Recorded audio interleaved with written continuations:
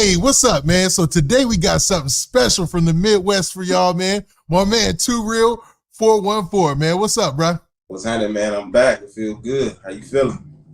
I'm feeling good, man. Now, I can't just leave it there, man. So for those of you who don't know or don't remember our last interview, 2Real414 is a viral sensation, man. His Instagram has gone viral so many times it's ridiculous. You might see his clips on TikTok, and he hosts his own podcast, the Really Speaking the Podcast. You know what I'm saying? So it's a pleasure having you out, man. And I love having somebody from Milwaukee out or somebody from the Midwest as opposed to Chicago, man. So what's it been like for you, man? What you been up to? Man, it's been crazy, man. You know, this last year it's just been, I've been like learning, you know what I'm saying, the ins and outs, you know what I'm saying? Like last time I was here, I didn't know too much about this space. Now I'm like fully educated. Like, so now I've been monetized for probably like 8 months on Instagram. Facebook always had me monetized. I had published my voice.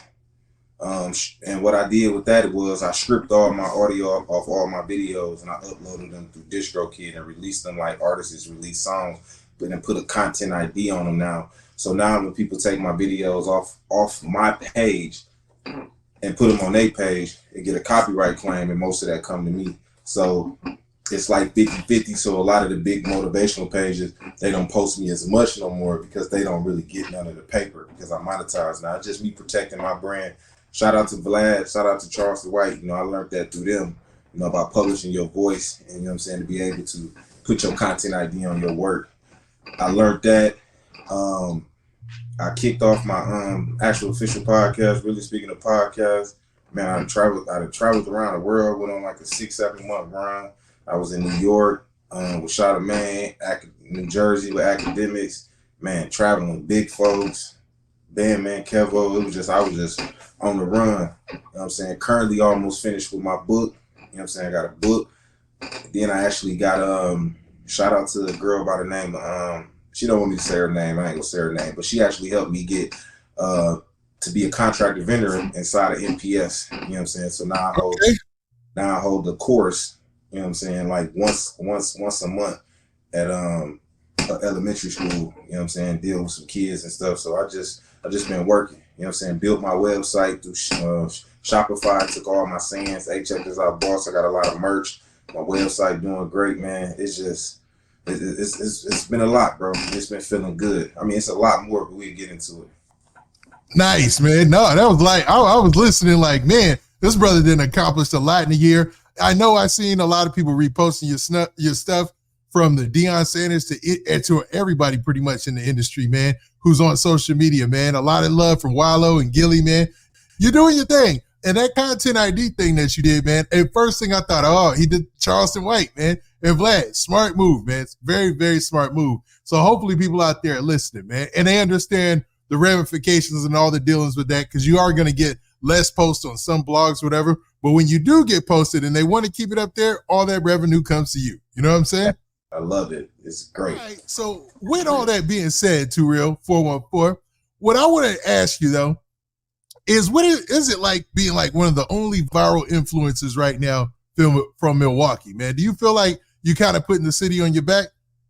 I wouldn't say I'm the only viral sensation. I would say I'm probably the only one doing what I'm doing as far as the speaking, but we got a lot of viral sensations in Milwaukee as far as like content creators. I mean, I can name a lot of them, but it's just so many but as far as me and my space, I feel like I am one of the area in the motivational and the, you know, giving encouragement and great words. But it is other people that do other things. They influence, they dance, they do a lot. But me per se, it feels good, but also it's like bittersweet, because one thing I did learn during this journey is that it's one thing that Black people hate more than each other, and that's the truth. Uh-oh. Let's go. A lot of people don't like the truth, boss, and I learned that, man, you get a lot of people that don't like that you tell truth, and people really rock with you. So it's been like bittersweet, man, because at the end of the day, I thought I was helping. You know, I thought I was being a positive dude, but I realized, man, that's not really getting it done or getting it cut. So I personally feel it's always a bittersweet moment, but I'm gonna forever represent my hometown, Milwaukee. But I'm always gonna try to shed light on others while I'm in the light. So I'm big on that too, because I feel like me putting other people in the light won't dim my light.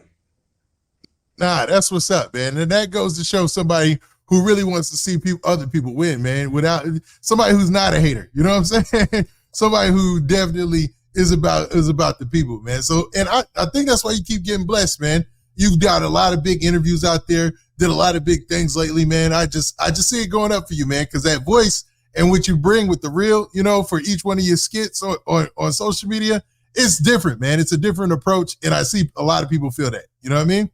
Yeah, appreciate it. Now, with all that being said, I hate to get you and drag you into the mess, man. So I want to ask you about a couple of different situations out there, man. Now, there's a story that's going on right now that is taking over the airwaves, taking over social media. You can't even avoid it on CNN, man. And it's none other than Diddy, man. P. Diddy, Sean P. Diddy Combs, Sean Puff Daddy Combs. He's been looking at some very serious charges, man. And it looks like the feds are in on this, like as far as like his arrest. This has been like, it looks like he's going to be facing a lot of time. I think he tried to put up like $50 million for a bond and they denied it. Like it's crazy. Now you've got your guys, you got your people who are conspiracy theorists about this situation. You're like your Charleston Whites and them. And I don't want to call them a conspiracy theorist because, you know, that's a bad way of saying it, but they've got their theories about why this is happening. Then you've got your other people who are looking at this from a legal standpoint and what Diddy has been accused of in the background as far as hip hop has gone, man. But what I want to do, 2Real, is get your take on this, man. So go ahead, man. Let me know what you think. I heard everything, bro. I listened. I took everything in. And some of the things are true. It could be the liquor company. It could be all this. But I want to take it a little deeper. Diddy ran out of grace. He ran out of grace. And what I want to tell people who listening to this, God give us so much grace. Grace is for an undeserving person. Let me break it down how much grace Diddy has had from my recollection. In 1999, him and the exec went and beat up Steve Stout. Right. I remember. He beat him up. He sued whatever happened with that. In that same year, J-Lo, him, Sean, club shooting. Sean goes to jail, takes the rap. Boom. It's a lady by the name of, her name is Yana Rubin or something. She sued Diddy for like 140 million. Said he shot her. He said that she said he shot her in the face. Right? They settled out of court for that for an undisclosed amount. Let's fast forward to 2004. Russell Simmons' ex-wife, Kamora Lee Simmons, he allegedly threatened to kick her in the stomach while she was pregnant. And he publicly apologized to him. That was 2004. Then we fast forward to even 2018, where Kid Cudi confirmed that the man car was blew up because he allegedly had a relationship with Cassidy. Let's not get all the conspiracy theories about his connection to Biggie and Tupac death, him playing as artists, Craig Mack, Mace. We know what Mace been screaming for years. Diddy has had so much grace that he ran out of grace, boss. You can say whatever you want to say about the liquor company. He sued this. He ran out of grace. How much grace can one man have? So let me tell you this: when he ran out of grace, guess what that do for the powers that be? He the perfect target, because there's so many people that feel like he have got away with so many things because he had grace, to where now everybody wants to see him fall because of the things he got away with, allegedly. Because you never get away with nothing. It's just God gave you grace. The man ran out of grace, boss. Man, I got to get your take on this, because recently the young Dolph verdict came through. They called it the fastest trial in hip hop, because it only took 4 days for Justin Johnson, aka Straight Drop, to be found guilty of the murder of young Dolph and sentenced to life in prison. And the twist is his co-defendant, Cornelius Smith, actually told on him on the stand. He was a state's main witness and told on him through the stand. So anybody else involved with the case, the guy Quete, who lost his daughter, he's cooked. Justin Johnson, he already got his life sentence. So now it looks like, man, all the things have come to light that it was Yo Gotti's brother, allegedly. Well, according to court testimony, that paid for this hit. And he ended up only paying $800 for young Dolph to lose his life. Three guys going to jail for the rest of their life. Young Dolph no longer here. What should take 2Real, man? I'd love to hear it. First of all, man, rest in peace to young Dolph and PRE. What I found out all the things dude was doing for his community, man, it was a commendable act, and I respect him. But it's crazy, right, that when you watch, it's clips out here of the young dude, what's his name, Justin Johnson, whatever his name is, the straight drop. When they was reading off the guilty verdicts, even though he was trying to save face, go back and look at that clip of him sitting down. Every guilty verdict, his whole body, his life was just crushing. He was trying his best. Mm-hmm. He crushed. You see it. You look at the video. Him sitting there. He just crushed. The thing I don't understand is this.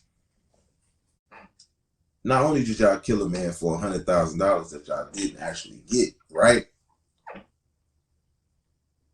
Y'all don't understand how much young niggas need to understand like this. Why would you be a shooter for a nigga? He's not gonna take care of you. It was alleged that Big Juke actually told him it's too hot right now. Exactly. Ain't no way, boss. It doesn't even work like that in the real world. So I don't promote violence or I don't condone it. But if you're gonna be in the streets and if you take care of people like Dolph and you look out for people, you need to get you some homies that's gonna slide for you like Dolph. Go get you some homies that's gonna slide for you like Dolph, because y'all know it's a lot of niggas around this world that do not slide for their people, man. They be praying the police catch these niggas. These niggas not slide for you. Get you some niggas that's gonna slide for you like Dolph. Because Dolph, people that painted Memphis red, blue, the orange and blue skies like they from New York around that motherfucker. Them niggas is not playing behind dude death. Now, don't get me wrong. The shooters, they had what they was coming anyway. But the fact that I looked at Dolph as somebody from the community that did all this stuff, now don't get me wrong, Big Juke did have like a personal vendetta. There's a lot of clips out here. I don't know Memphis business. I'm not from Memphis. I'm just speaking on what I seen. What I seen is tragic on both sides. You got Dolph lost his life. You got these young niggas that lost their life. The one dude said he was trying to get some money for some perks in his daughter's birthday party. Then you got Juke going to a funeral just to basically die right after the funeral. Now you got all this stuff going on, this turmoil going on. Wow. Memphis is buzzing right now as far as the music scene. It's actually the place to go to look for music artists right now. It's damn like the new Atlanta when it comes to what Atlanta used to be. Memphis currently is. With all the drama and the shootings going on, it's actually still a thriving hip-hop scene for rap and music. But to see Dolph and all the things and the contribution he gave to his community to die the way he died, it bothered me, because at the end of the day, people do not take care of their shooters. I see a lot of, that's why a lot of be out here in these streets getting backdoored and getting set up, and niggas be telling on you on the stand like Woody, because they don't take care of their shooters. That's why Willie was doing all that telling. Young Thug wouldn't pay his bail, niggas wouldn't out for you. So, and the worst type is a nigga that'll kill you and tell on you anyway. Yeah, man. It's always been the theory about the killer rat. You know, they're all over every hood, and they're the most dangerous person. Police is everywhere, but I don't want to get too far off the subject, but let me speak on this. The thing with Woody, people ain't speaking on Woody or scared to talk about Woody because he a rat, because he a killer rat, as they call him. Let me give you some game to your audience. You interview a lot of Chicago niggas from the streets as gangsters, so I know a lot of your followers and your YouTubers and people be in the comments.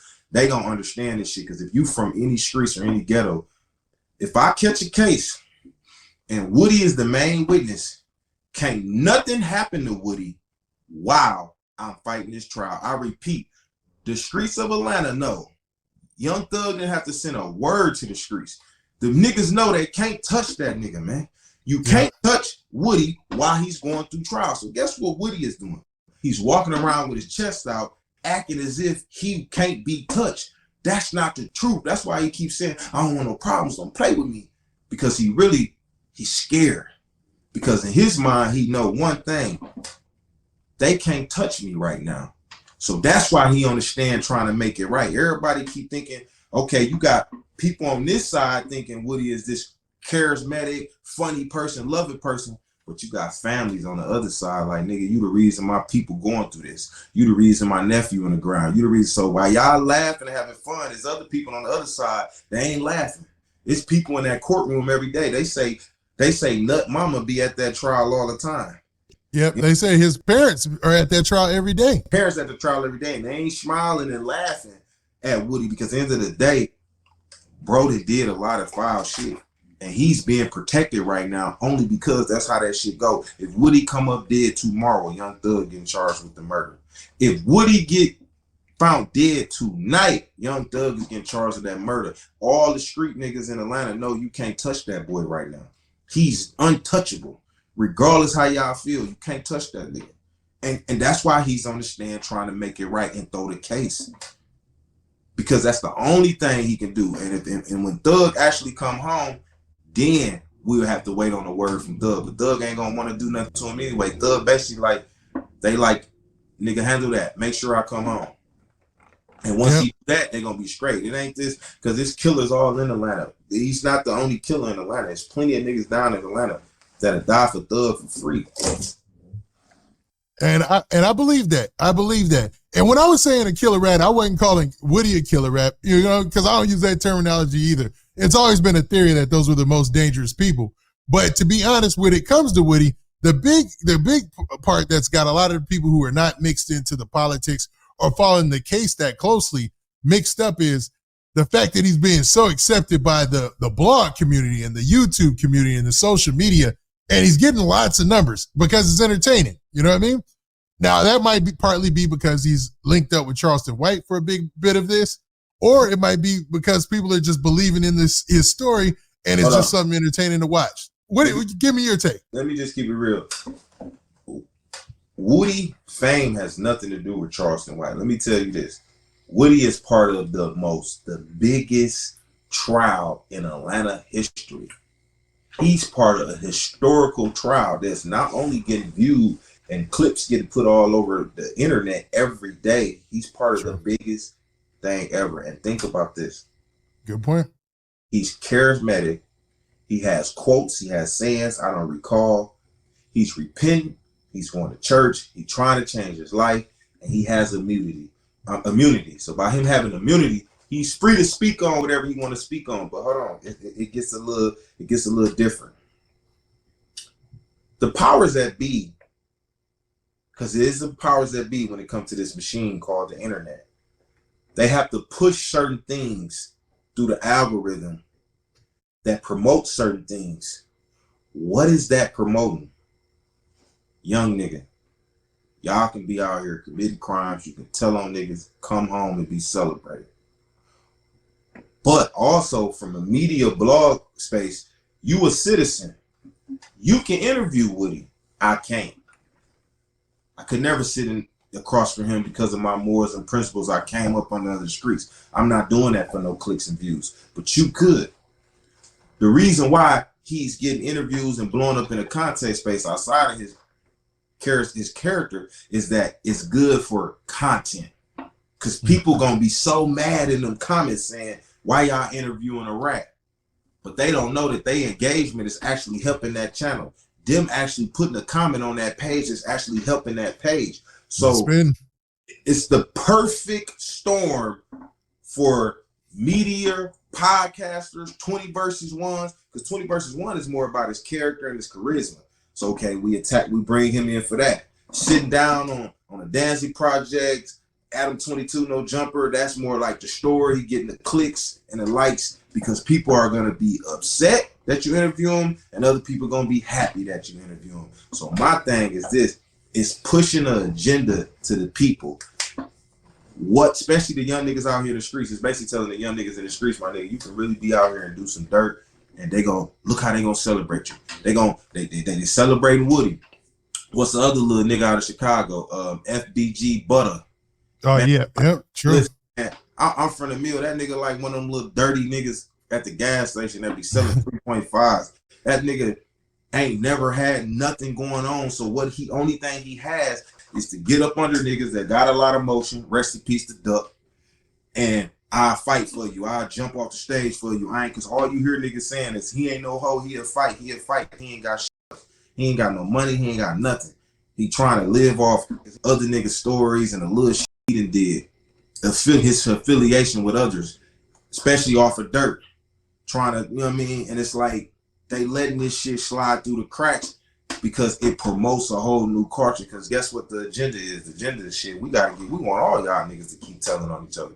We want y'all to think it's cool to get on the internet and talk about shit you did that you didn't post to talk about. We want y'all to really know that you can tell and get away with shit and come back home and be celebrated. That's been going on forever. I know niggas that done told on niggas, as long as they got paper, niggas gonna still fuck them. The main thing I hear is that nigga ain't tell on me.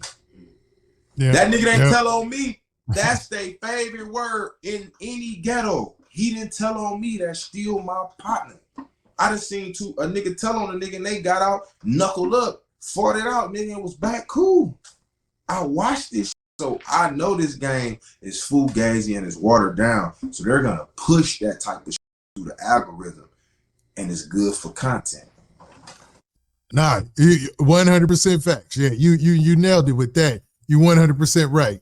And those 20 V2s, those 20 V1s, those are perfect for the algorithm. The algorithm loves long content with engaging comments like that. I mean, it's just like you called it, it's the perfect story, man, to push the right agenda. You know what I mean? Yeah. I don't know if it's the right agenda, but it's definitely pushing an agenda. You know what I mean? Mm-hmm. But man, let's get off of that. Let's go to a really, really positive story. So it looks like LeBron James is going to be playing with his son, man. First father-son duo, I think, in the NBA ever. We've seen it once in baseball, Major League Baseball, King Griffey Jr. and King Griffey Sr. They did something nobody's ever seen before. They hit a home run in the same game, which is a record that'll probably be there forever, because then you'd have to have another son and dad hit another home run in the same game. It's just almost impossible to break. But what do you think, man? What do you think this means for the NBA going forward with LeBron and his son, man, playing on the same team? Man, listen, man. LeBron, to me, has the greatest career of all time. We can always debate about who's the GOAT. But when I say the greatest career, Akron, Ohio, Gloria James, single mother, no father, poverty, all the expectations of the world on his shoulder. 8 straight trips to the NBA Finals, 10 final appearances, 4 MVPs, 4 final MVPs, 4 championships. I promise school, stand up for Black Lives Matter issues. Took all his high school homies, made them millionaires. Mm-hmm. The laundry list of what LeBron has done as a man to go 22 years in the light, not one scratch, not one cheating scandal, not one off the court issue involving drugs, police. He's the perfect role model for young men coming up. If I was some kids was to ask me who would I want them to role model their life after, it would be LeBron James. It needs to be a study done on how this man managed to go 22 years without getting in trouble in the social media era. Something that Jordan wasn't even part of the social media era, but he got in all kind of trouble. Gambling debts, after testifying trials. Jordan went through a lot of stuff, and he still, to me, always will be the greatest player of all time. But that's here nor there. But LeBron, to play with his son, to me, is his greatest achievement. And I want to speak to the people in the comments. It's so many niggas, men, in the comments hating, and I feel like, damn it, this must be the niggas who don't take care of their kids. These must be the niggas that grew up without their daddy, because I don't know a father on earth who wouldn't be proud to actually have the opportunity to play on the same court in the NBA with his son. Football, whatever league you could think of. And on top of that, this word nepotism that existed for years. It's been in the dictionary forever. We never said nepotism when that white man got that promotion to be that GM in that warehouse factory that you've been running and operating for 15 years, but a person come from another factory and take the job opening that you worked so hard for it. But since you was black, you didn't get it. Nepotism. Okay. Monique in the comedy world. Amy Schumer got the bigger Netflix deal. You think that wasn't nepotism? Taraji P. Henson and Terrence Howard, all these, they have to work twice as harder. Nepotism. Half of you motherfuckers can't even get your son a job at McDonald's. You can't even get your son in the company you in, and if you could, you would.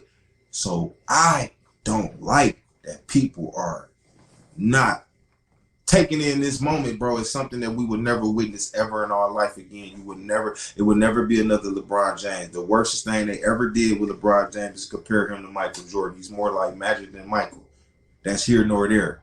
But this is the greatest achievement yet, to be able to play with his son. I can't wait for the first live he throw it up to his dad or his dad throw it up to him. I'm just excited to witness this in my lifetime, to watch a man that did everything you could think of, and he's gonna be on Mount Rushmore when it's all said and done, to actually play with his son. It can't get no better than that. 22 years, and last year in his 21st year, he was averaging over 27 points, 8 assists, and 7 rebounds. And he's still playing way above the rim, man. It's some people call it a modern miracle science, but really the way that he's taking care of his body over all these years should be studied. Like, every basketball player should watch that. You know what I'm saying? And to be honest, LeBron, one of the biggest things that he has as his advantage is he's a physical specimen, you know, knock on wood, no pause and all that. You know what I'm saying? But Doug, he's 6'7", 6'8", 250, all muscle and fast and could jump. It's like somebody went in the lab and made the perfect athlete. You know what I mean? It's like crazy, bro. So, it's dope. And to have Bronny there playing with him, I think he's going to take care of him, man. I think it's going to be something to see. I can't wait for it either, man. That was a dope take. Nah. Now, man, I got to ask you another question, man. And it's regarding your hometown. Now, how come you don't often speak on a lot of the things that go on in Milwaukee? Like, I see a lot of your interviews. You don't talk about a lot of the issues and the street things that take place like in Milwaukee. Is that on purpose? I mean, because, you know, I don't talk about a lot of the Texas stuff either. I don't bring it up. There was a big situation that happened here locally that was huge news. I could have easily went to each side of that and interviewed, and I stayed out of it because it was that, you know, cute. I don't even want to, if I say it, you know what I'm saying, you know immediately. But it was huge news for like last summer, a big thing where a rapper ended up getting killed and he went viral. It was a lot, you know what I'm saying? So, but I was wondering, was that a part of the reason why you don't touch on that type of stuff? Or is it just a personal choice of who you're sharing your light with? Witty, you ain't interviewed me in a year. That means you be paying attention, bro. I'm sitting here like, oh, how you know that? So you must be paying attention. But this is the thing. You right to an extent. But my thing is this. I like to speak on real issues instead of my city issues. Most importantly, I have to live here. So it's a lot of people locally that cover a lot of that stuff. It's a lot of blogs. It's a lot of people. So I just didn't want to join that crowd. That was the first reason. Second of all, it's a lot of politics and speaking on stuff that's going on in your city. I don't want nobody to misinterpret anything I actually say and actually think it's like a slight at them, because I'm not the person that's going to talk about people or things in my city, because I'm more on the aspect of trying to build with you. I don't want to post no bull about you because everybody else posting about you for some clicks and likes. I'm trying to build with you. Like the blogs, even major blogs, like they lose a lot of relationship with rappers and artists and people just to get the likes and the views. Because I'm the type of person I'd rather build with you. You know, I like pulling people to the side. I like chopping up with them off camera. Everybody to tell you, 2Real gonna give you some, they call it a preaching, a sermon, but I'm gonna give you something when I see you. I'm gonna chop it up with you. But I'm not the type of person that want to speak on my politics in my city, because actually I have to live here. So I don't want nobody misinterpret my content and then they pull up on me or I see them and then it's an issue. Mm-hmm. I want to have an issue with somebody over something I spoke on because I'm not a civil person when people approach me the wrong way. I'm not changed in that aspect. I just contain who I am because I come in peace and I leave with respect. So that's kind of like my whole motto. Like, I come in peace, I leave with respect. No matter if you don't like me, I will never speak ill about you. Just for some clicks and views. So I kind of stay out of Milwaukee politics because there's enough people speaking on that. And also it's just like, I rather build and promote the good aspects of the city, which is myself. Me being a positive figure in Milwaukee, that just make it look better for my city.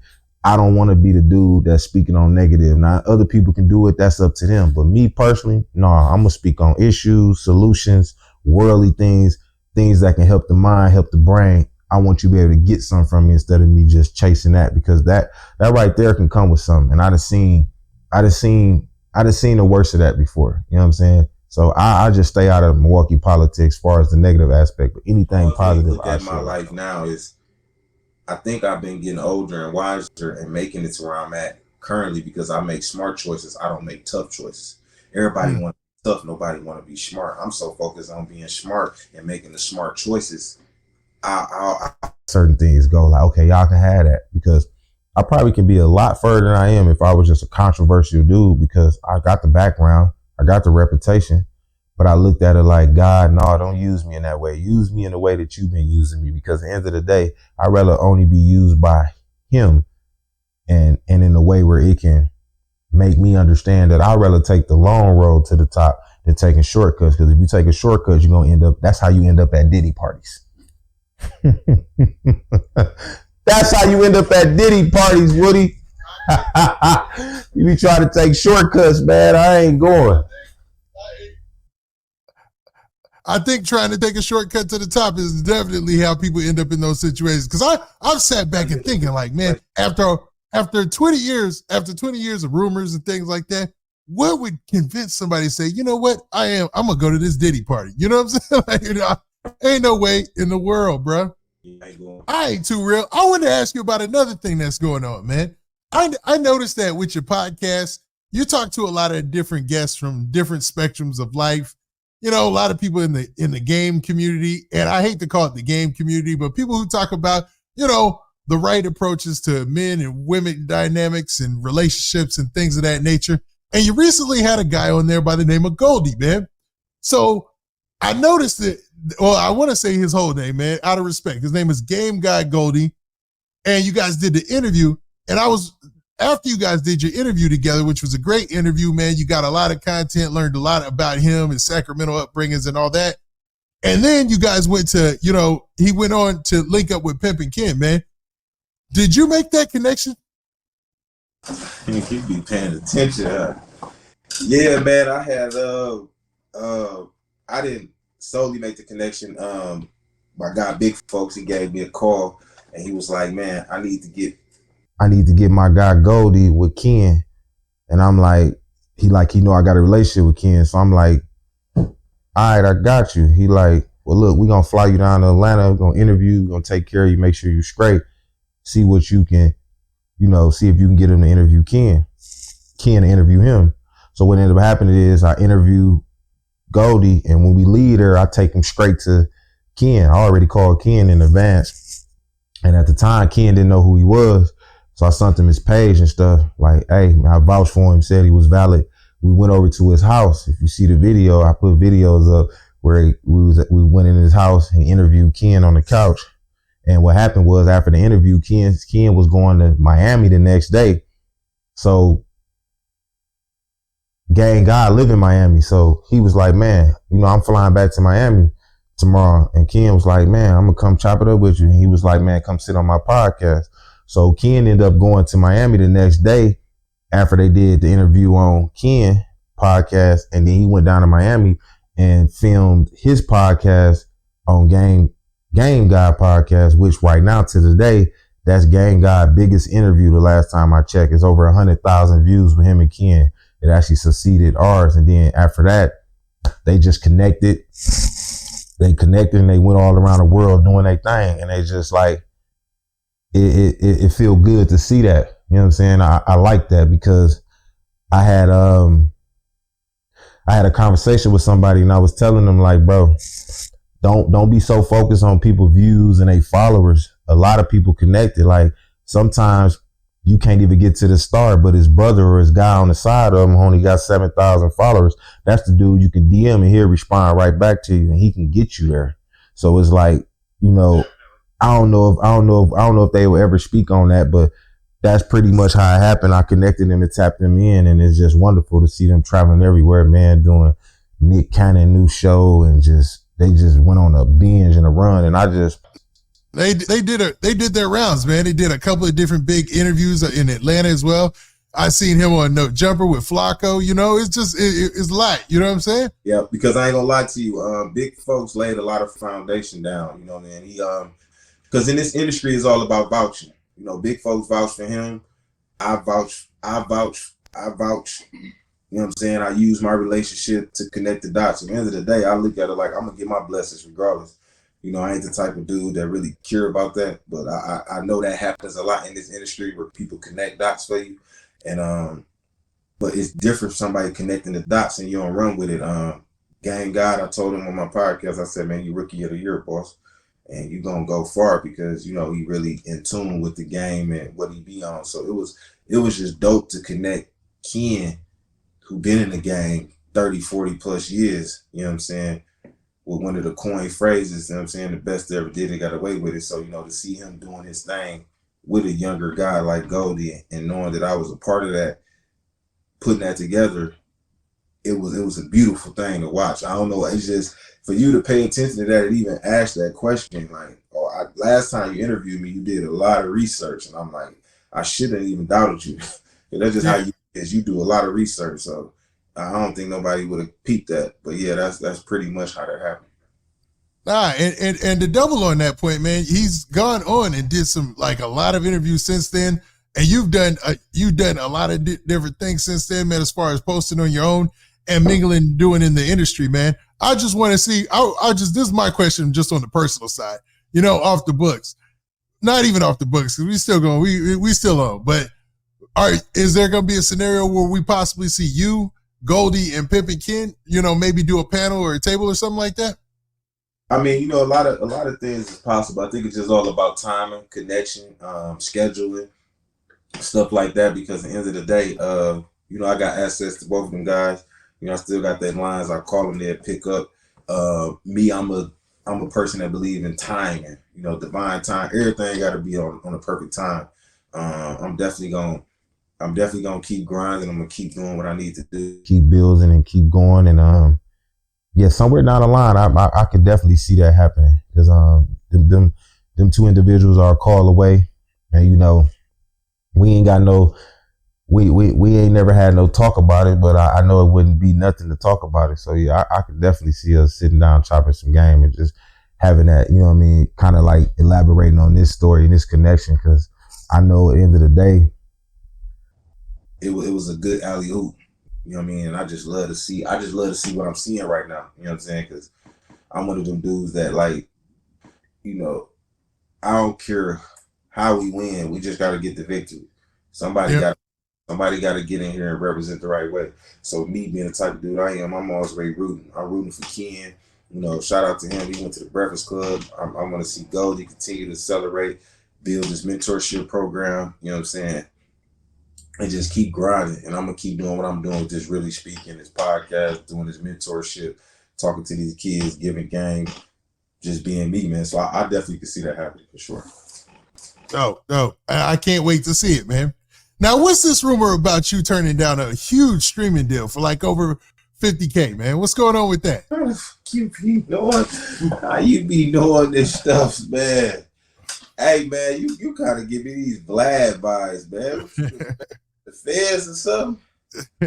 So look, man. So about maybe 8-9 months ago, Bingo Scream Company, they contacted me. We talked, and the number they came up with, like I say, it was I don't really want to talk too much about the numbers, but them numbers was like accurate. But at the time, it was just like that wasn't enough at all. Like that was crumbs. Like I ain't trying to be funny. Like I had 50. You know what I mean? It's just that wasn't enough money for me. You know what I'm saying? And I just looked at it like I appreciated the offer. It was a great offer. I think it was like 25-30% of ad revenue, sponsorships, and all that. It was okay. Now they talking. Yeah, because that was the intriguing part. The 25% on the ad deals, the sponsorships, but like that 50,000, that's like, and then to get paid out in increments, it ain't like I was gonna get it. It was gonna be like 4,100 a month, like break down to like 2,100 every 2 weeks or something like that. Like it was just like, and I'm doing all this work. It would have been a nice thing if I was like, you know, like starving. It kind of put me in the mindset of a 360 deal. But good point. You know what I'm saying? Put me in the mindset of a 360 deal after I went over it. At the time, shout out to Tony Cotton. He one of the biggest lawyers in Milwaukee, you know what I'm saying, beat a lot of cases. I had him look over it, you know what I'm saying, for me. And, you know, he was basically telling me the same thing. Like, it wouldn't be good, you know what I'm saying? Because at the end of the day, you will have more of the recognition, let alone the money. And I don't want nothing to take me away from what I'm doing if it ain't for the money. But shout out to them though, man. I definitely appreciate them though, man. If y'all come with a bigger bag, man, I definitely we can talk. But I think that ship is set and it's all good. Other things will come eventually, but I just wanted to stay independent and take the long way to the top. And they're definitely watching. So you know your worth. So that's what's up, bro. I like to hear somebody with such good business mind and good business acumen and really, really putting it out there. You know what I'm saying? You're understanding your moves and how you're going to make them, man. I can't wait to see this all come to fruition like it already is, man. Like this year, you're way bigger than you were last year. And last year when I ran into you, you were already blowing up. So it's dope. It's dope, man. Now, with all that being said, man, we talked about a multitude of things today, but I wanted to hold up. I wanted to sneak in one last question, man, and get your take because this is such a big thing that just happened a few months ago. And I never got your full take on this except for what I saw online. But for my audience, man, the Foolio situation. What do you think people can learn from that situation? 5 in the morning, I got a call. What is this? No, stop playing. I ain't gonna lie. I was secretly listening to that song in private. I couldn't promote it, but man, that song was that song was hard.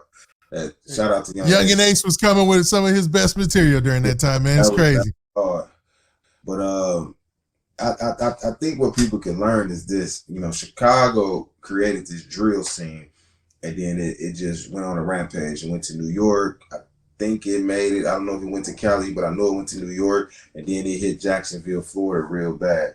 And I think what you can take from this is that you had a young guy that was so talented and had a lot of things going on. And I think, from my understanding, what it looked like to me outside looking in, it looked like Foolio was just tired of running. Looked like he was tired. Yeah. Like I feel like personally he was mentally fatigued in the sense of having to look over his shoulder, watch his back, and I think he was settled. He was at peace with knowing that he was ready to go.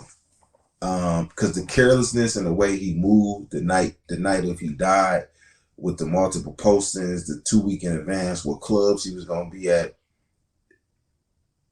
keeping the same exact vehicle that recently he just got shot up in. Mm-hmm. I personally believe he was ready to go. He was tired of running. It was mental fatigue. You kind of seen it in his eyes. Like the man was super skinny.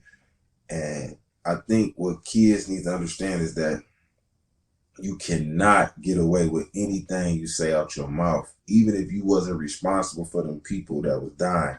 But to go to people's grave and spit on them and piss on them and all that shit is not cool, boss. That's like playing with the dead. That's like demonic spirits. So I think kids should understand, like, you're not exempt from any of the things that happen to bro, because that can happen to you if you choose that route. You see that kid in Philadelphia recently. Yep. Right after Foolio was all that digging up somebody, Quani. And next thing you know, he's sitting in the car on the Ave, and they pull up and dump him down because you with people like that. And I think people really got this false delusion reality where they don't know how to separate social media from the world. People get on social media to act, to really put on a show, to showcase stuff. But then when they get off of there, it's a reality that they got to be stuck in. So for all the young dudes that's really listening, you got a lot of people from Chicago, all that following. You need to understand this, bro. Do not play with your life like that. Playing with the dead is playing with your life. Believe that. But rest in peace to Fulio, man. His mama had a pretty decent interview on Say Cheese. Yeah. All right, 2Real414, man. It was a pleasure having you out, man. But like I said, this is a music platform, and we love to give everybody their opportunity to shine. So what I want to do is give you an opportunity here at the end to shout out any projects that you got coming out, any movies that you coming out, if you're making a Tubi movie, if you shooting a Tubi movie, if you got a mixtape coming out or anything. 2Real, the floor is yours. Man, first of all, I want to appreciate you for giving me another interview. I want to shout out my boy Juice Talk TV, you know what I'm saying, for allowing me to use the studio. They got a dope setup right here. Make sure y'all tap in, look out for him. Really Speaking the Podcast, my podcast. Make sure y'all go subscribe. I got my book. My book is 85% done. It's called Perceptions Change Minds, but Your Mind Changed the Perception, which is basically a book where I'm breaking down the perceptions of my mind, how I traveled this journey. From coming out the impoverished communities, coming out the ghetto, changing my mentality to how I look at things. My new website just launched. Check this out, boss.shop. You know what I'm saying? Got all my sayings, all my merch, all that is uploaded. I have right now I got a movie out that I'm currently in. It's called Family Code. It's on Tubi right now. Make sure y'all check that out. Shout out to Swift Productions for allowing me to be on there. And man, I look forward to be a returning guest. Always. Well, 2Real, man, that was amazing, man. And everybody, I'm hoping they check that movie out because I'm one of those guys, I watch a lot of Tubi movies. So I know, it's always going to be in my favorites. And with that, man, 2Real, we out of here. Peace. Love.